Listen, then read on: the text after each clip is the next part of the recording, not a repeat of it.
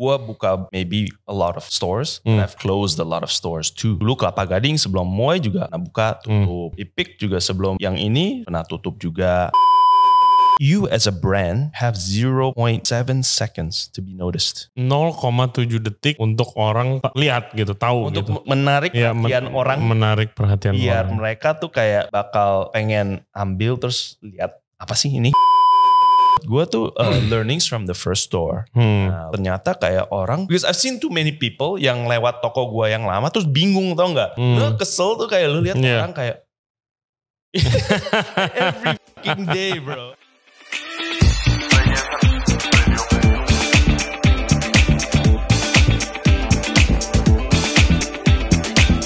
Hello everybody, thank you very much for tuning in to Ray Jensen Radio Podcast. Kali ini kita akan ngobrolin tentang kopi dan juga kafe bersama Aston Uthan, co-founder dari Common Grounds. Nah, podcast ini obrolan kita sangat seru, ada 2 part jadinya. Satu, yang pertama ini kita akan ngomongin segi bisnisnya. Dan yang kedua, kita akan ngomongin tentang kopinya. Dan gue juga harus belajar banyak tentang kopi. Nah, stay tune for part 2. Di part 1 ini kita akan ngomongin dari segi bisnis. Common Ground yang udah punya 17 cabang dan semuanya sangat successful. Itu awalnya bagaimana? Karena udah sering gue bilang ya, jadi tidak ada yang instan apalagi di dunia F&B. Ternyata Aston juga pernah buka kafe, nah terus gagal dan hilang banyak duit katanya. Nah, tapi pelajaran-pelajaran yang dia dapat dari bisnis itu yang gagal, dia aplikasikan ke Common Ground dan sekarang it works. Common Ground sangat successful. Bagaimana sih perjuangan dia waktu ngerintis kafenya yang awal dan juga transisi dan tantangan yang dia hadapi itu apa untuk mengoperasikan bisnis sebesar Common Ground sekarang. Oke, hope you enjoy the show. Seperti biasa, jangan lupa subscribe di Ray Jensen Radio Podcast. Kita ada di YouTube, Spotify, Apple Podcast, Google Podcast, dan juga Anchor App. For further updates, cek Instagram kita di Ray Jensen Radio. Dan kita juga ada di TikTok, jangan lupa. Without further ado, please welcome Aston Uthan. Enjoy the show. Aston, how are you, my brother? Good man, finally good to be here. Yes, good to finally meet you. Yes. That's true actually. Akhirnya ketemu juga. I felt like I've been texting you for a while. Tapi actually this is the first time we actually met. Yes. Gue malah ketemu bini lu dulu. Exactly. Gue ketemu partner lu makan di pop-up gue. Glad for you to be here. Terima kasih udah sediain waktu. Thanks for having me, man. And jadi begini. Gue banyak dibilang DM, banyak banget DM dan komen. Gue kan nggak tahu apa-apa soal kopi. I'm not really a huge coffee drinker gitu. Gue cannot tell a difference between beans. Jadi gue nggak pengen selalu kayak gue ngomongin yang hal gue nggak tahu apa-apa. Right, so gue jarang banget ngundang orang kopi gitu. Terus banyak banget DM. Katanya podcast seluruh F&B. Kopi, industri kopi juga F&B, chef gitu kan. Invite dong gini-gini. Nah iya, tapi gue takutnya gue gak bisa jadi lawan bicara yang baik gitu loh. Okay. Gitu lah. Tapi I'm learning now. That's why you're here, right? Alright. I mean, again, coffee is just one product kan. Tapi sebenarnya in terms of our business kan sama gitu. Industrinya F&B-nya sama gitu. It's just that we started on different sides of the past. Ya kan. Kebanyakan ya chef and kitchen selalu back of the house. Exactly. Ya. Barista itu termasuk front of house lah, service staff. Yes. Gitu. So sebenarnya masih intinya masih in one. Betul. Tetap hospitality. Correct. Yes. Correct. Jadi guys, buat yang belum kenal nih, Mr. Aston Uthan, dia adalah co-founder dari Common Grounds. Outletnya ada 17. City Walk, Asta, FX, Moy, Pick, Neo Soho, PIM ada 2, Setiabudi, Pondok Indah standalone, Menteng standalone, BSD ada 2, dan Serpong. And coming soon, beberapa, right? Hopefully, yeah. Amazing. Yang pertama kan City Walk. Yes. Right, terus habis itu lu grow sampai sebanyak ini. Congratulations, pertama. And what's the secret, man? Oh man, I could write a book. Yeah. I could write a book. Apa ya? I think there's so many different factors lah ya. And then kebanyakan orang juga selalu asumsi kayak success comes like right away atau instant, kan? Which is absolutely no way. Hell no. Gitu. Gua buka maybe a lot of stores, and I've closed a lot of stores too. Really? Gitu. Yeah. Where? There's a lot of stores, man. Okay. Yeah. Dulu Kelapa Gading sebelum Moy juga pernah buka, tutup. Ipik juga sebelum yang ini pernah tutup juga. Gitu. Jadi ya pandemi juga ada 2 yang tutup ya for certain reasons ya pandemic lah gitu. Jadi even my very first store which is bukan Common Grounds, coffee shop juga, itu pun fail, tutup. Di mana? Gitu. Dulu di Epicentrum, man, di Kuningan.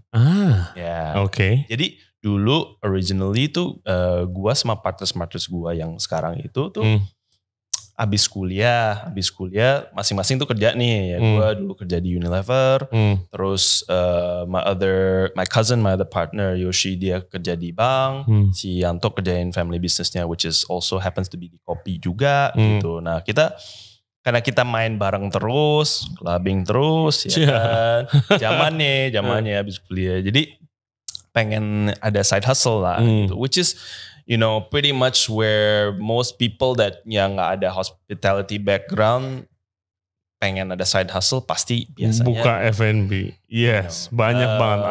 I don't know kenapa, tapi iya. Menurut gue tuh kayak it's a Asian syndrome, man. Gitu. Orang Asia kalau bisa tuh punya something to do with restoran atau F&B. F&B gitu. Ya, even kayak misalnya dia nggak ngurusin, which is most of the time, kan 90%. Dia mau kayak, gue punya restoran kan. It's like a big. Yeah, exactly. I think something sexy kalau kayak ngundang yuk ke tempat gua yuk gitu loh. Ya, even though sampai sekarang pun, ya misalnya kalau kita orang operation mau buka restoran atau mau buka cabang kan banyak banget yang mau naruh. Even though naruhnya kecil nih, invest money gitu kan kayak. Tapi mereka bisa ngajak teman-temannya kayak yuk ke tempat gua yuk gitu kan. Ada sense of kebanggaan sendiri gitu.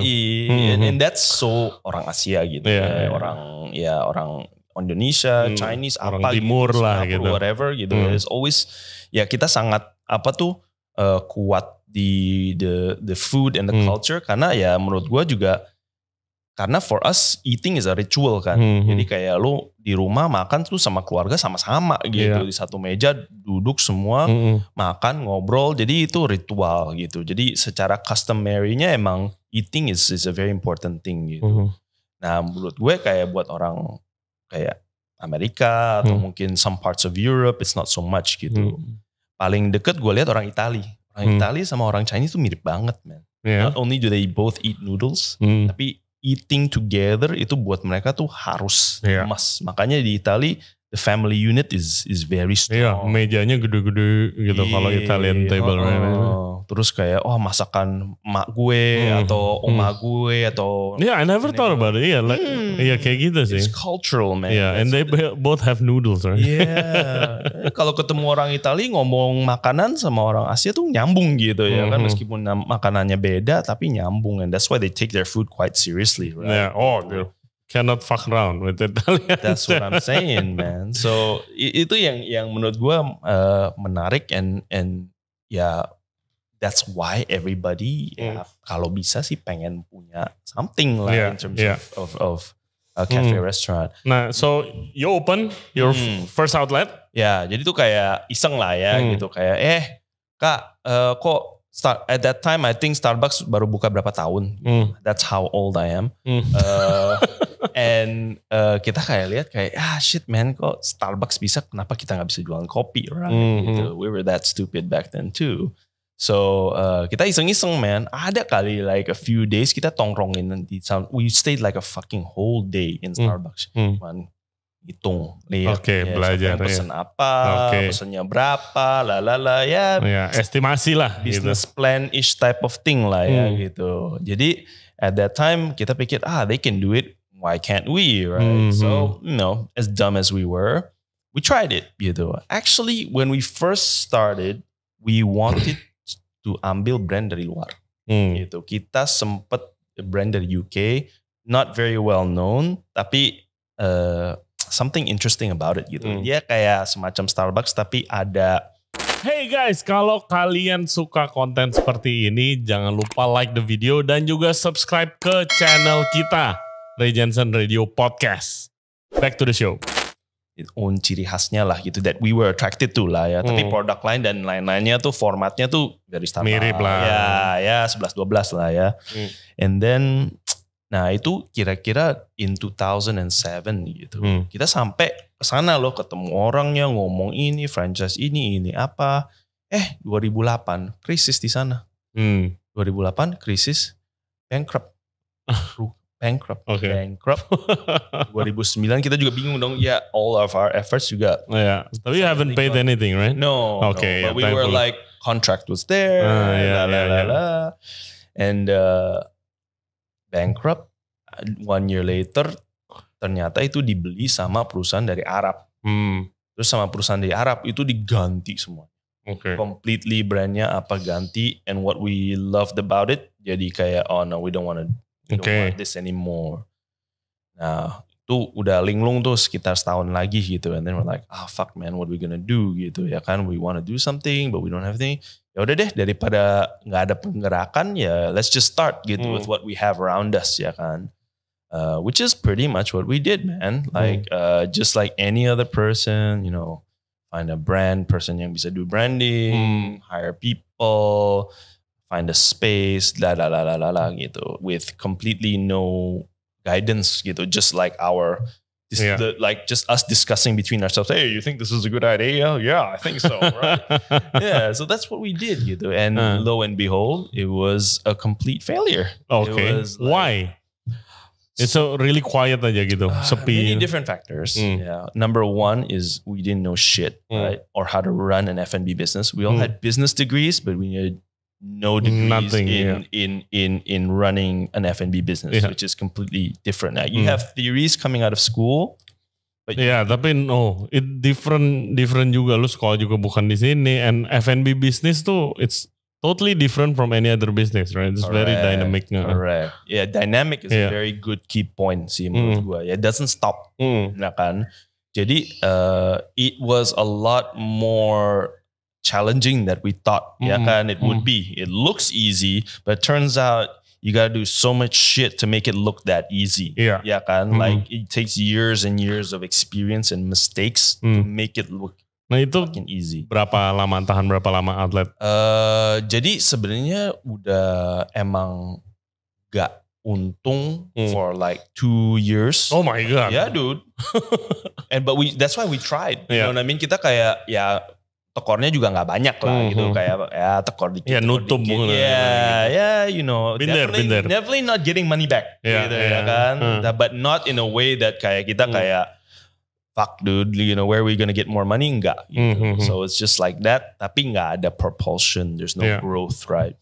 And then ya customernya gitu-gitu aja gitu. Tapi dari sana ya kita belajar everything. What's the biggest thing that you learn dari outlet itu yang nggak terlalu rame dan habis itu biasa-biasa aja? The biggest thing back then was that our biggest mistake was we didn't sell food. Oke, nah itu bakal gua perdalam tuh nanti ke depan. Tidak jual makanan. Kalau enggak sekarang aja deh. Boleh. Nih, ayo. Gua ada bar, right? Gua ada bar, namanya Bura-Bura guys. Kalau yang belum datang, ada di Jalan Benda.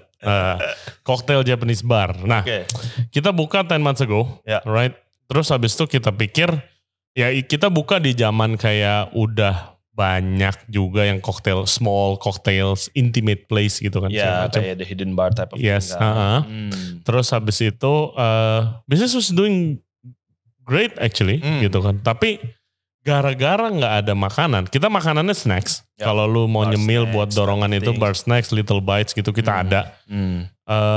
Tapi kita gak ada kayak main course, you know, yang kayak gitu. What we realize, kita tuh sampai jam 7:30 itu very low customer yang datang. Karena kita gak ada makanan. Juga lah ya, for people to come. Gitu. Terus kayak mungkin kalau ada makanan, which is our goal this year, itu mau adain makanan gitu. Trying to fit the kitchen somewhere. Tapi ya itu bakal nge-boost sales kita even more gitu kan. Karena kan ya kita buka jam 5 sampai setengah 8 kan ya itu kan ada biaya sewa dan listrik juga kan gitu kan. Gitu akan lebih efisien aja kalau begitu. Itu what I found. Yeah. Makanya gue kayak oke, ini kenapa mungkin kafe ada makanan ya gitu. Kalau why food is important kalau lu buka tempat kopi gitu. Nah, again awalnya tuh model kita adalah kayak Starbucks, which is emang mereka nggak serve hot food. Ya kan, mereka kayak light bites, sandwich, croissant, cakes gitu. Jadi we did the same gitu. Tapi ya at that time, ya not many people emang eat sandwiches gitu. Not many people eat that much cake juga gitu. You can only charge cake juga paling berapa gitu. Itu pun kita nggak bikin sendiri. Kita sup sama orang lain gitu. Karena that's not what we do gitu. And we figured asal ada aja gitu. You know, consignment or beli putus type of basis juga marginnya is like almost nothing lah gitu ya. It's ridiculously low, right? To operate a proper profitable cafe or restaurant.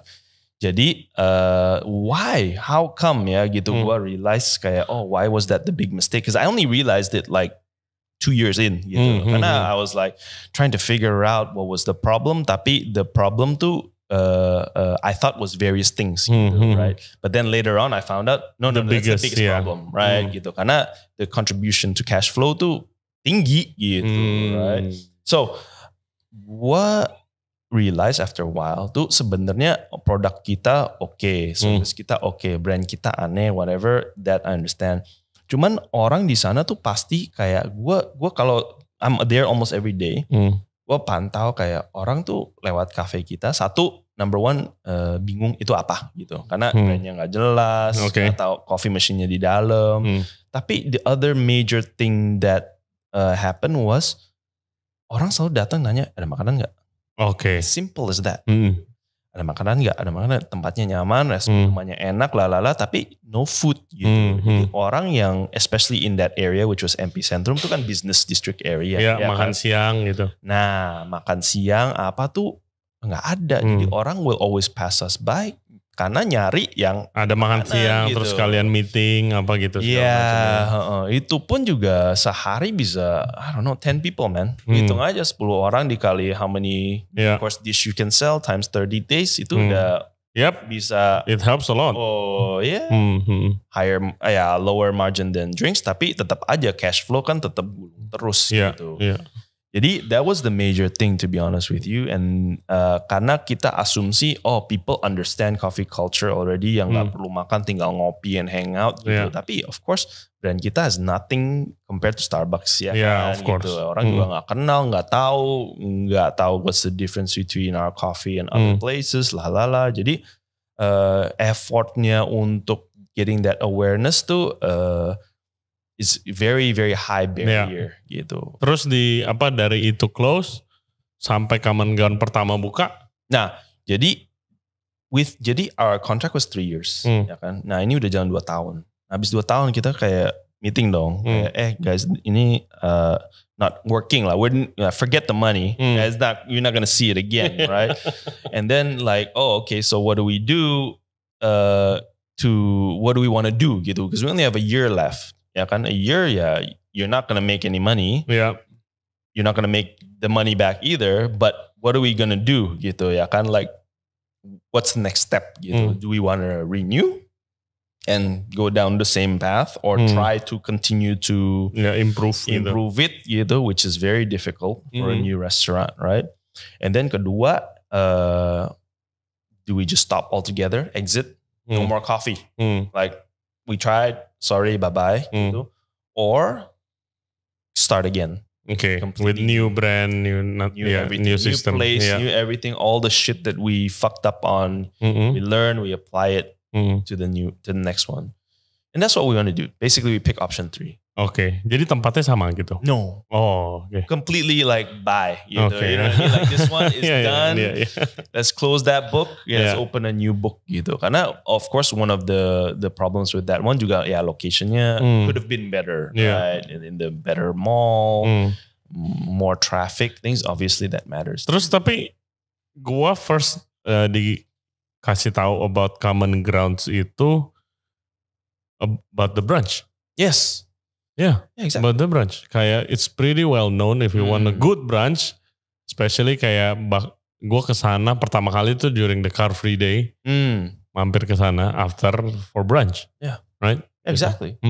So basically after we chose option 3, terus kayak okay, what the fuck are we gonna do next? Gitu ya kan, because we can't do the same shit we did last time. Like, that's not gonna work gitu.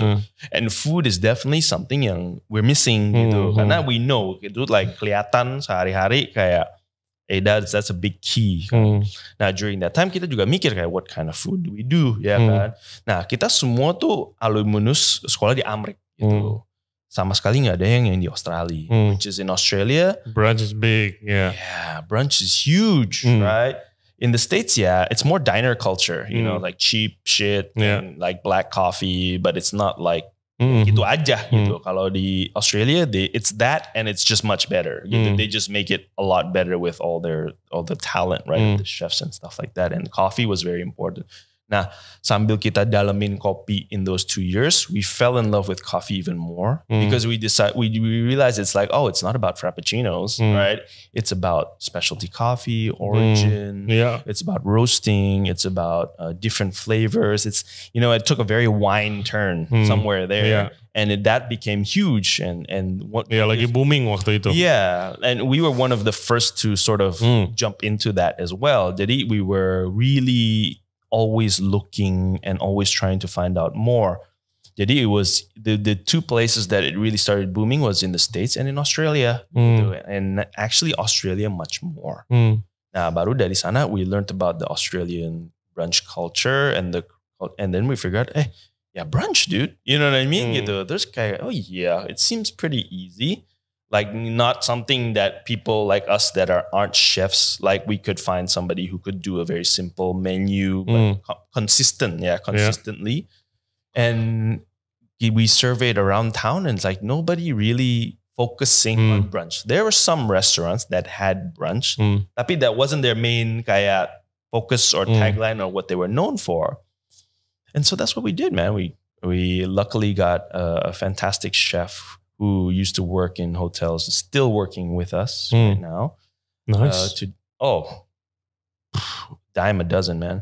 And he had no background history on brunch food at all, not even Western. He was Eastern trained Japanese gitu.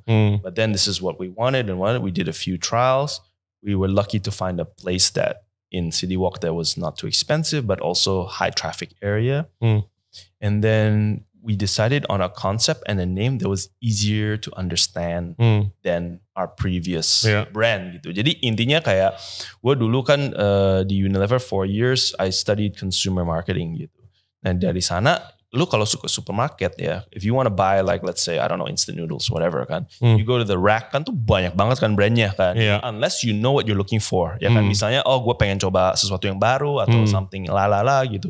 Lu lihat, kalau studies show that if you are in the restaurant rack, you as a brand, you have 0.7 seconds to be noticed. 0,7 detik to be noticed. Untuk orang lihat gitu, tahu untuk menarik perhatian orang. Menarik perhatian biar orang. Mereka tuh kayak bakal pengen ambil terus lihat apa sih ini gitu. 0,7 detik, my God. Okay. Ya, karena saking banyaknya kan, gitu. Terus kayak lu ke supermarket biasanya tuh ada release kan. Jadi lu kan pasti muter-muter juga gitu most of the time lah ya.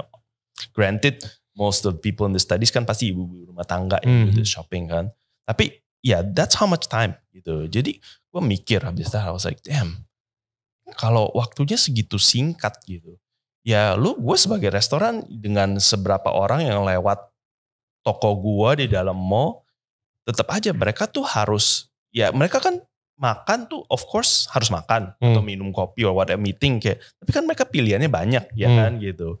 Nah gimana lu bisa menarik perhatian mereka atau get them to come to your restaurant or store compared to everybody else ya kan, karena every time pasti make a decision kan, mau makan orang kita sih pasti makannya at least berdua lah gitu, berdua bertiga or whatever.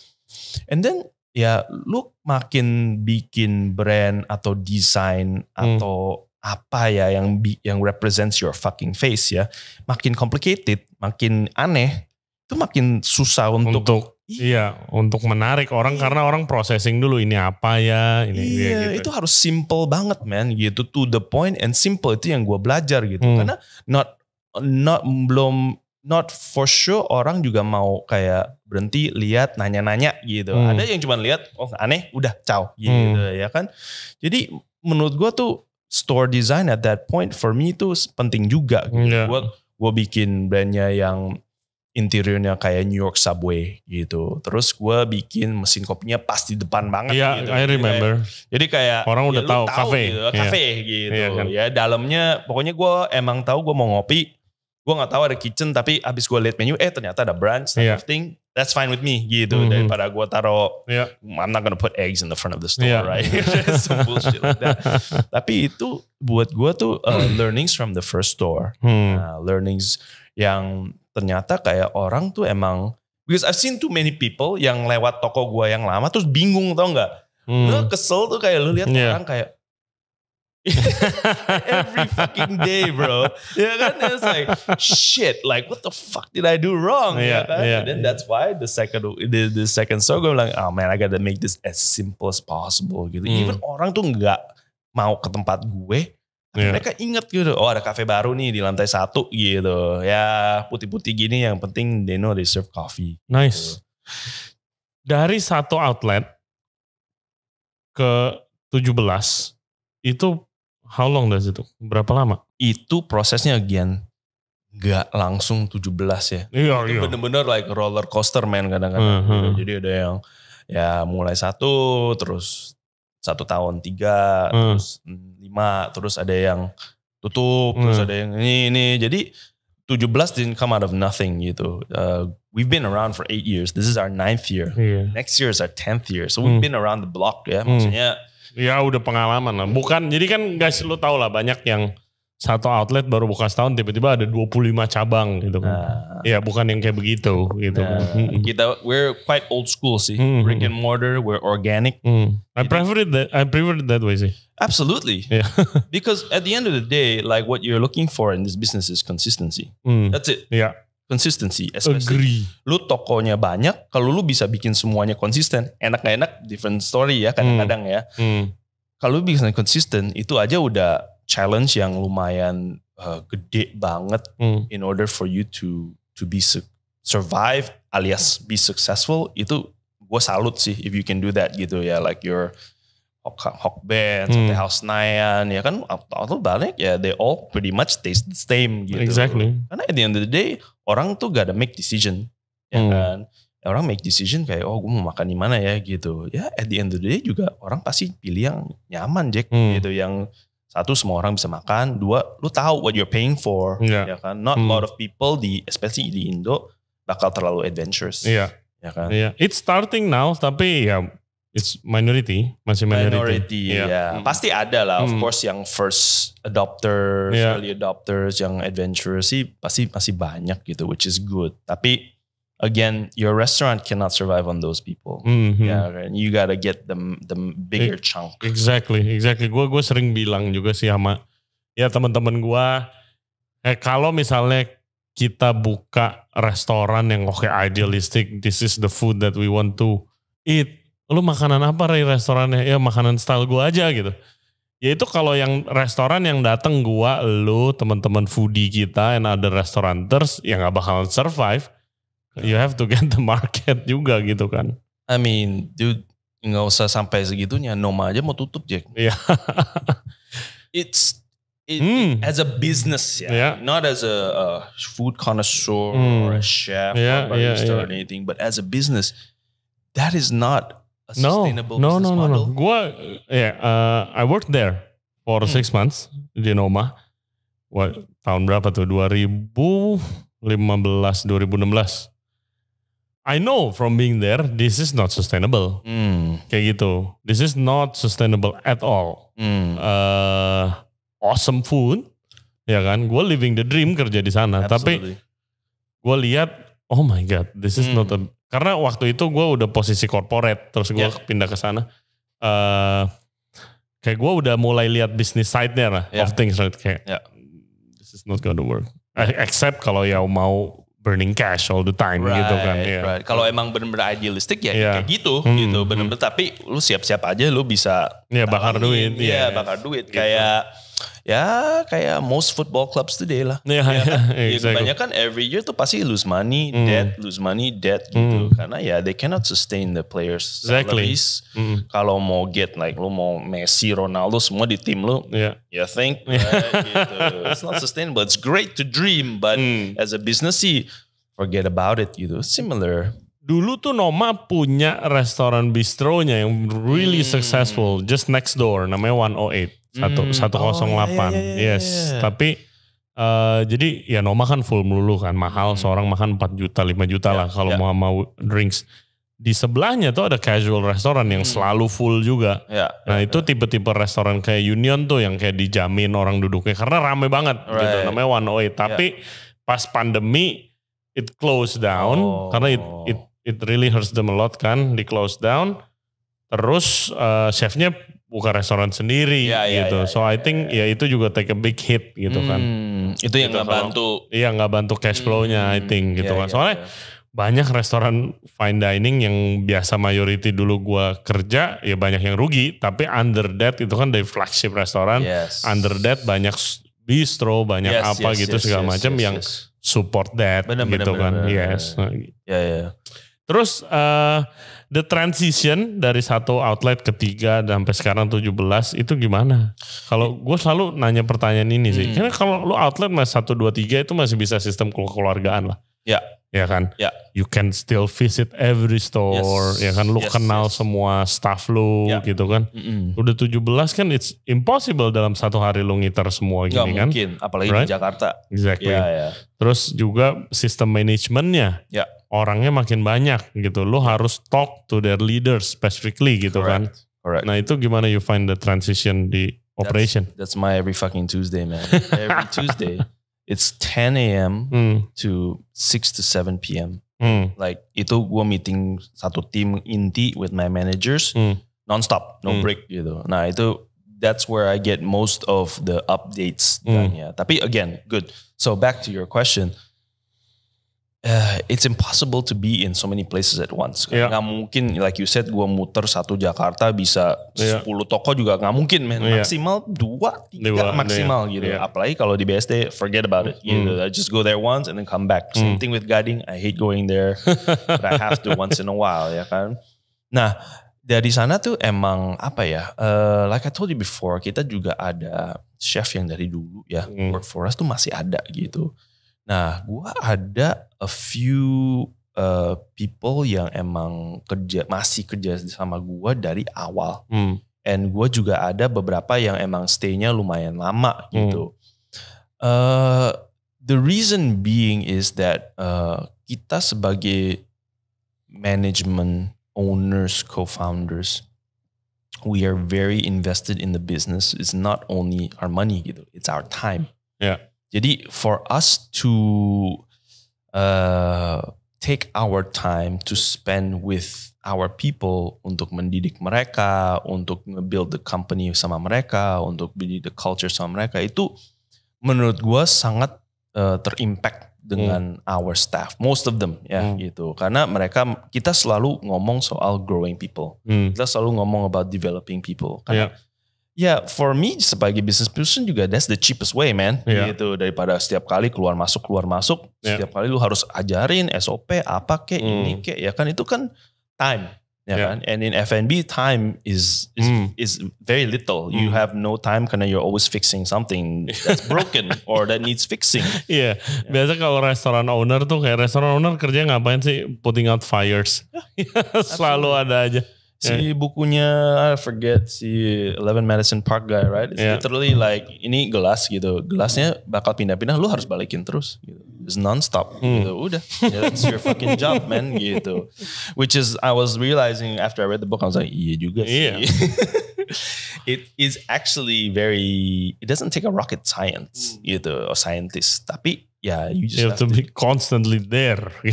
Absolutely, man. So, we thought that lu mau bikin and for us in particular, kalau nggak bikin bisnis di F&B yang cabangnya banyak, there's no real money in it. Exactly. There's no real money in it. Even with banyak cabang belum tentu, right? If it's not managed properly. Iya. Ya kan? Karena gue selalu bilang restoran rame belum tentu untung, restoran sepi belum tentu rugi. Oh man, it's just how you manage the cash flow. So true. Yeah. Yang paling gampang tuh sering banget orang datang ke gue ya kenalan atau friend of a friend or whatever. Even some of my friends, wah lu punya toko enak lu ya. Iya rame ya gitu, lu pasti cuannya gede ya.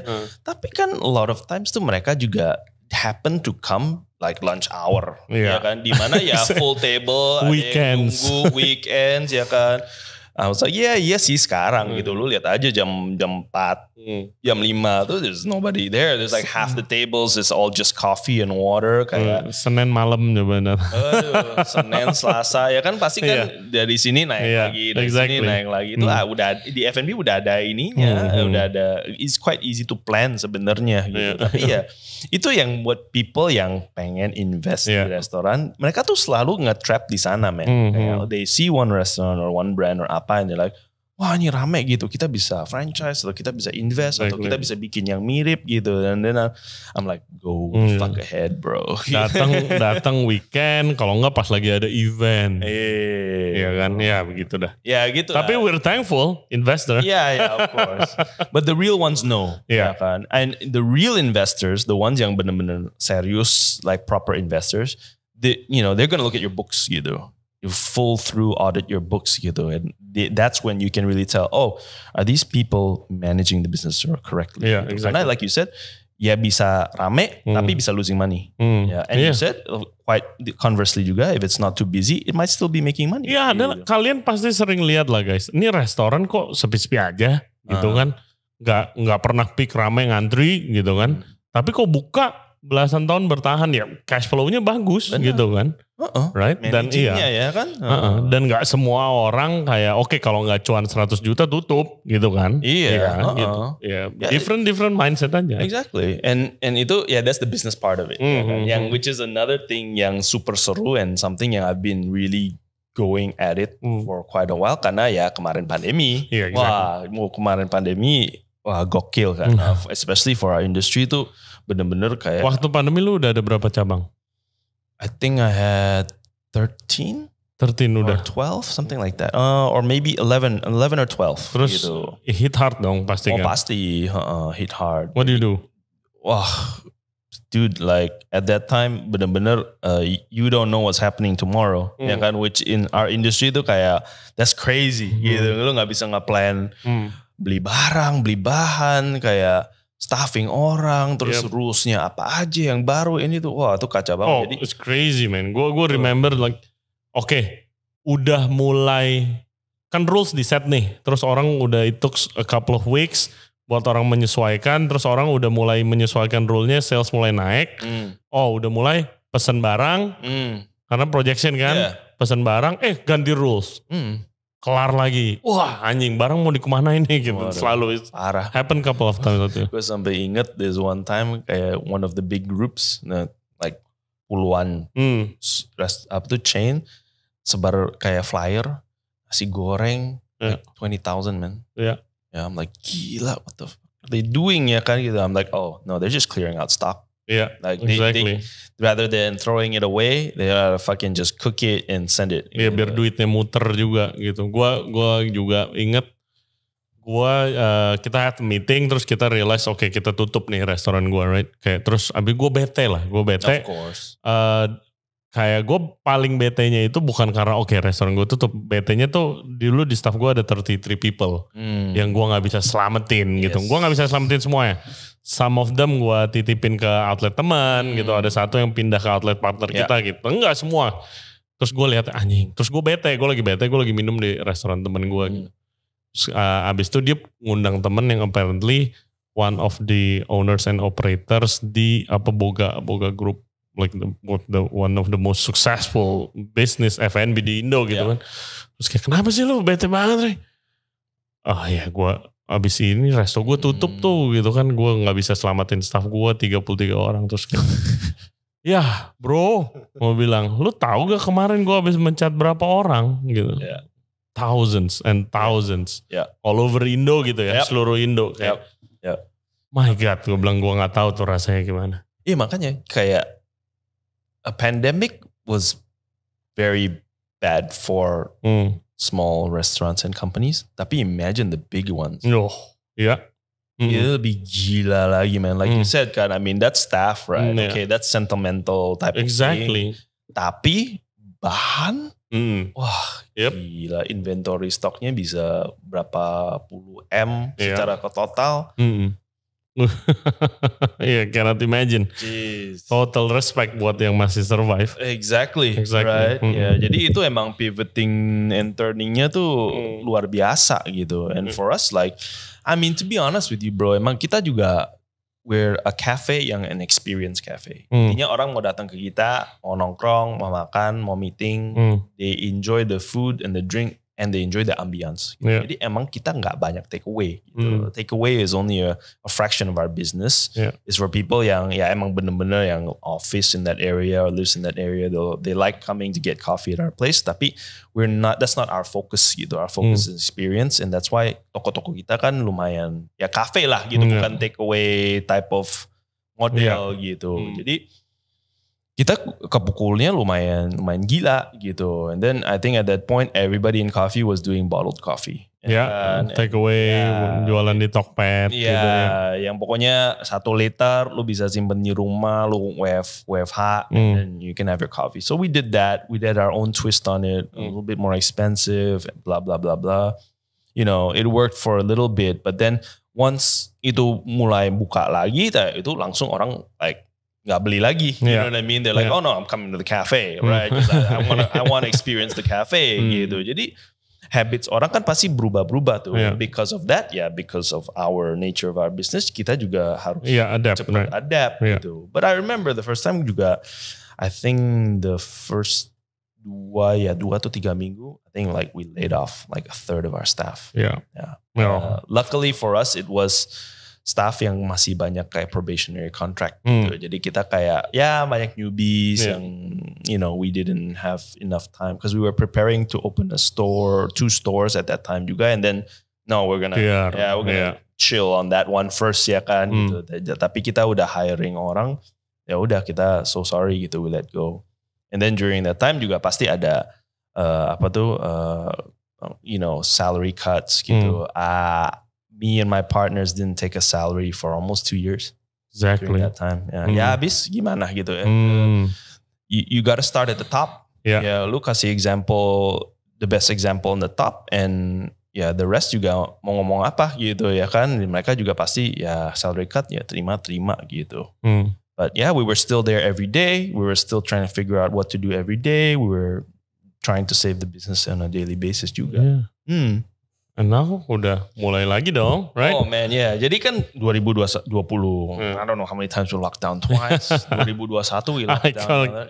Count even Exactly, ya kan. Terus gue kayak, awal 2022, I'm like, fuck it man, gitu. I don't care about this anymore. Like I cannot live like this anymore juga gitu. Looking at kayak probably yang Delta was the worst. Kan? I'm like, can't be worse than that. Gitu. Ya kan, everybody's getting better. They're used to it. They understand it. People get it. People recover from it.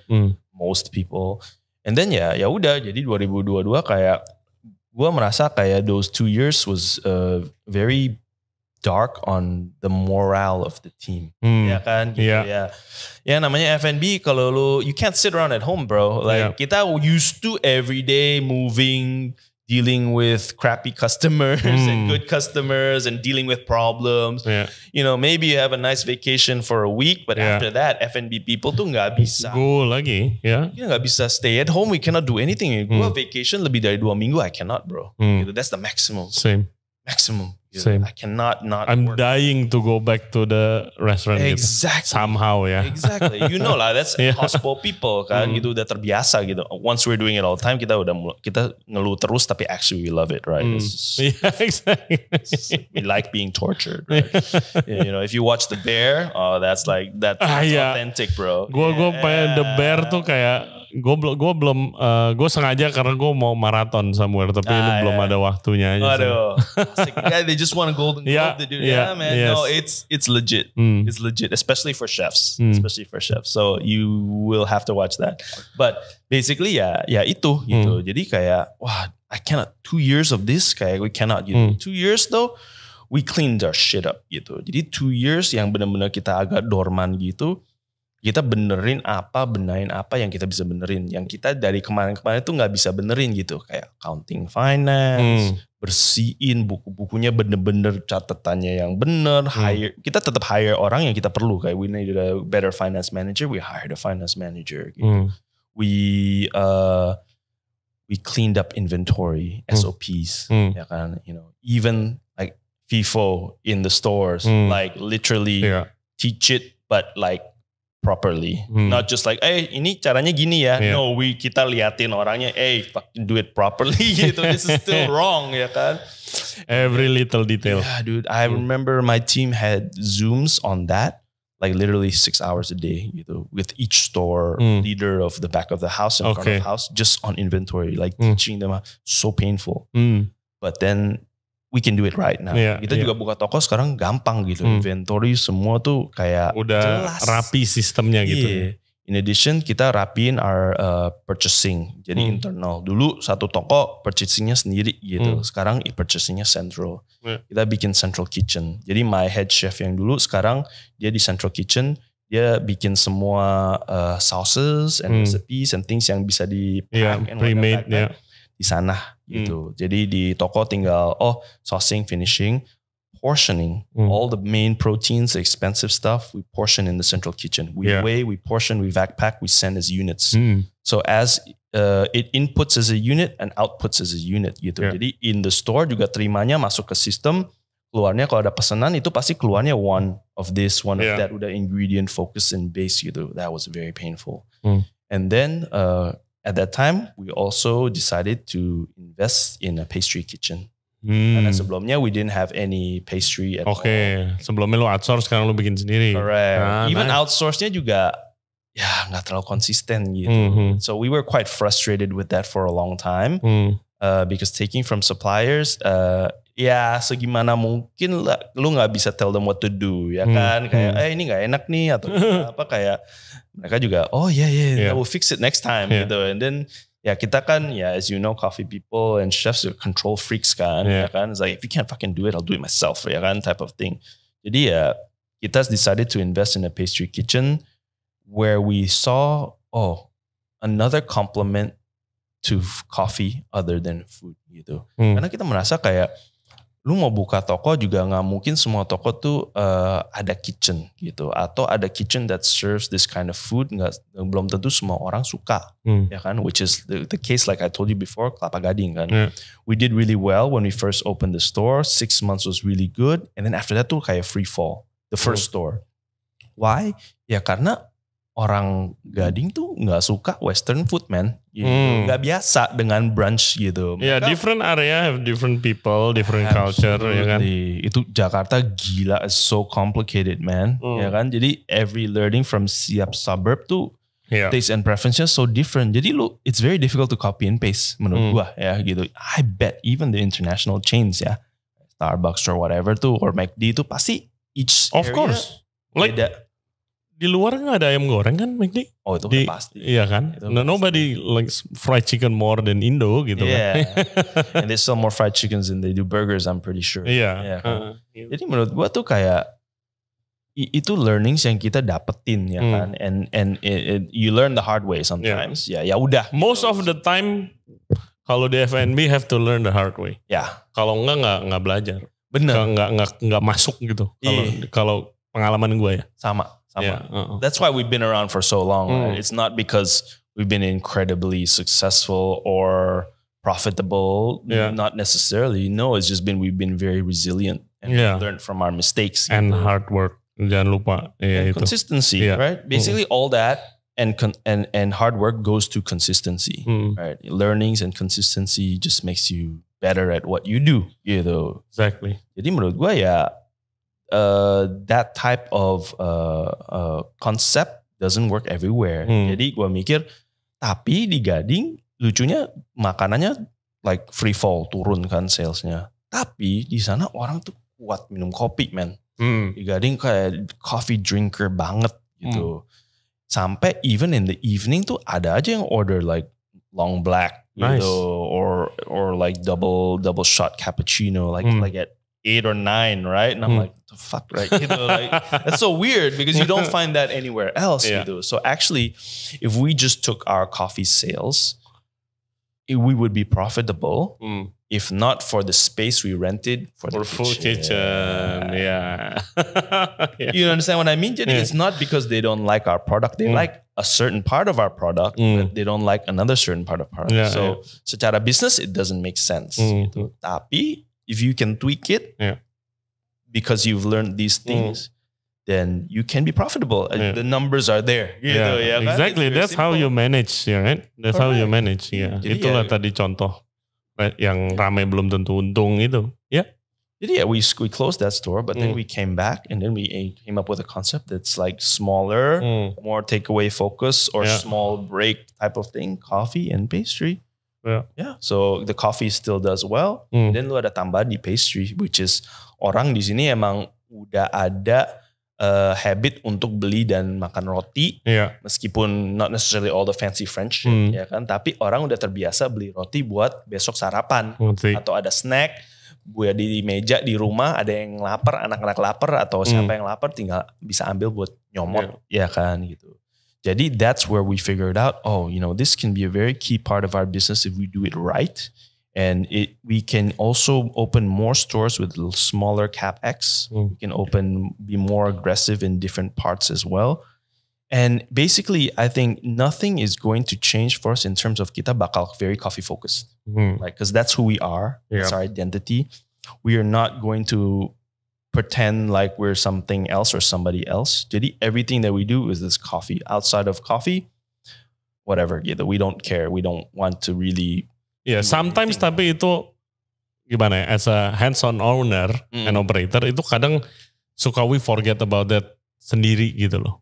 Gua kasih pengalaman gue dulu di Bura-Bura, gue eksperimen. We open couple of months terus lihat reportnya kan profit, tapi kok cuma segini gitu ya, gitu kan. Makanan ya harus invest di kitchen, jangan dulu deh gitu kan. Ntar harus kayak ada construction lagi gitu, jangan dulu deh. Gimana kalau terus ada dari temen kita yang investor juga ajak kita ke outlet Miss Jackson with the awesome lighting band gitu segala macam. Wah lagi live band rame banget nih gitu kan. Oke, kita coba eksperimen deh, kita fullin bulan depan live band tiap hari gitu kan. Oh my god, that was a really expensive mistake bro. Gue kayak pas lagi in the middle of it terus kayak oke, ada rame, ada enggak, ada rame, ada enggak. Terus kayak gue mikir kenapa gue harus jadi another place yang begitu. Padahal tempat ini adalah a freaking cocktail bar gitu kan. Terus kayak my god, terus why do we pretend to be somebody else gara-gara lihat tempat itu rame gitu kan. Udah jelas-jelas ya infrastrukturnya lebih bagus buat live band with the sound system apa gitu. Kan, gitu. Ya itu gue belajar tapi juga. Tapi that's the thing kan, kayak orang-orang kita harus nyoba digampar dulu baru ngerti ya kan. Awalnya sih lumayan juga ya, seharusnya bisa juga kita, why not, tinggal gini-gini gitu-gitu. Iya. Terus kayak buat gua begitu gua lihat bulan depannya financial statement, gua lihat anjing ini duit kemana? Ya kan live band pak. Tiap hari. Motherfucker. Okay, stop that shit. Exactly. That's what we learn too. Makanya kita juga, whatever, if we do things, itu pasti harus ada gandengan kopinya. Jadi sebenarnya kita bikin produk yang lain, innovate, tapi harus complement dengan coffee. Intinya the customer base is still the same. They know us for the same things and the quality that we provide there. But we also give them an option of, you want to complement this with something else that we made in-house juga gitu. Ya mereka nyoba, great kalau mereka suka. Kalau mereka nggak suka, ya udah gitu, nggak apa-apa juga. Yang penting they may still come back with us for coffee and the ambience. Ngerti nggak lo? Jadi at the end of the day kayak, lu udah tahu lu ada loyal customers atau people that come to your coffee shop. Ya namanya juga lu mau naikin average bill dong. Of course. That's just part of the game. Nah, that's the business side, right? Sampai kita, gue belum ngomongin kopinya dari tadi.